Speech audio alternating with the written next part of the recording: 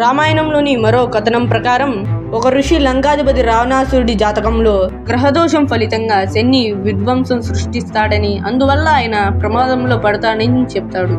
అప్పుడు రావణుడు తన జీవితంలో ఎవరు విధ్వంసం సృష్టించలేరని చెబుతూ కోపంతో శని వద్దకు వెళ్లి ఆయనతో పోరాటం చేసి ఆయనను బంధించి తన ఖైదీగా ఉంచాడు. సీతమ్మ జాడ కోసం లంకా నగరానికి వచ్చిన హనుమంతుడు లంకను దహనం చేసే సందర్భంలో తన తండ్రి వాయుదేవుడి సలహాపై రావణుడి చెరలో చాలా కాలంగా బందీగా ఉన్న శనీశ్వరుడిని విడిపిస్తాడు. ఎంతో సంతోషించిన శనీశ్వరుడు తనను రక్షించినందుకు గాను సంకటమోచడిని హనుమంతుడిని గెలిపిస్తూ ఇకపై ఆయన పేరుని జపించిన వారిపై శని ప్రభావం ఉండదని వరమిస్తాడు.